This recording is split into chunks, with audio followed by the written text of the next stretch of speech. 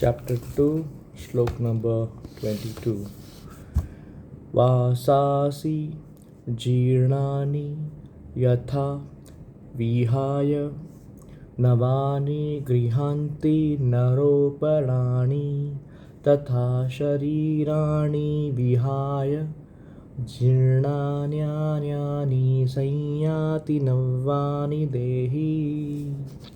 जिस प्रकार मनुष्य पुराने वस्त्रों को त्याग कर नए वस्त्र धारण करता है, उसी प्रकार आत्मा पुराने तथा व्यर्थ के शरीरों का त्याग कर नवीन भौतिक शरीर धारण करता है।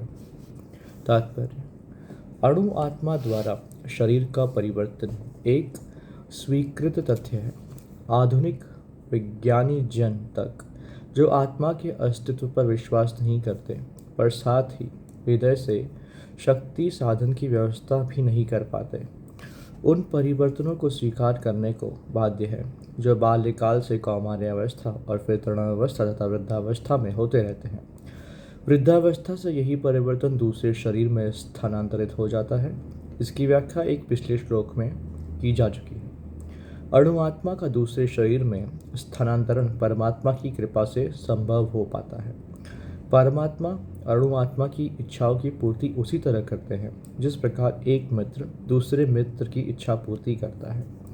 मुंडक तथा श्वेताश्वस्तर उपनिषदों में आत्मा तथा परमात्मा की उपमा दो मित्र पक्षियों से दी गई है जो एक ही वृक्ष पर बैठे हैं। इनमें से एक पक्षी अणु आत्मा वृक्ष के फल को खा रहा है और दूसरा पक्षी कृष्ण अपने मित्र को देख रहा है। यद्यपि दोनों पक्षी समान गुण वाले हैं, किंतु इनमें से एक भौतिक वृक्ष के फलों पर मोहित है, किंतु दूसरा अपने मित्र के कार्यकलापों का साक्षी मात्र है।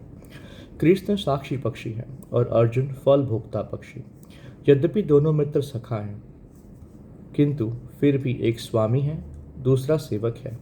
अणु आत्मा द्वारा इस संबंध की स्मृति ही उसके एक वृक्ष से दूसरे पर जाने या एक शरीर से दूसरे में जाने का कारण है। जीव आत्मा प्राकृत शरीर रूपी वृक्ष पर अत्यधिक संघर्षशील है, किंतु ज्यों ही वह दूसरे पक्षी को परम गुरु के रूप में स्वीकार करता है, जिस प्रकार अर्जुन कृष्ण का उपदेश ग्रहण करने के लिए स्वेच्छा से उनकी शरण में जाता है, त्यों ही परतंत्र पक्षी तुरंत सारे शोकों से विमुक्त हो जाता है।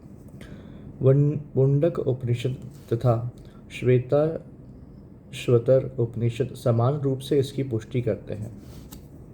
यद्यपि दोनों पक्षी एक ही वृक्ष पर बैठे हैं, किंतु फल खाने वाला पक्षी वृक्ष के फल के भोक्ता रूप में चिंता तथा विषाद में निमग्न है। यदि किसी तरह वह अपने मित्र भगवान की ओर उन्मुख होता है और उनकी महिमा को जान लेता है, तो वह कष्ट भोगने वाला पक्षी तुरंत समस्त चिंताओं से मुक्त हो जाता है। अब अर्जुन ने अपना मुख अपने शाश्वत मित्र कृष्ण की ओर फेरा है और उनसे भगवद गीता समझ रहा है। इस प्रकार वह कृष्ण से श्रवण करके भगवान की परम महिमा को समझकर शोक से मुक्त हो सकता है। यहाँ भगवान ने अर्जुन को उपदेश दिया है कि वह अपने पिता तथा गुरु के देहांतरण पर शोक प्रकट न करें, अपितु उसे इस धर्म युद्ध में उनके शरीरों का वध करने में प्रसन्न होना चाहिए, किंतु जिससे वे सब विभिन्न शारीरिक कर्म फलों से तुरंत मुक्त हो जाएं। बलि वेदी पर या धर्म युद्ध में प्राणों को अर्पित करने वाला व्यक्ति तुरंत शारीरिक पापों से मुक्त हो जाता है और उच्च लोक को प्राप्त होता है। अतः अर्जुन का शोक करना युक्ति संगत नहीं है।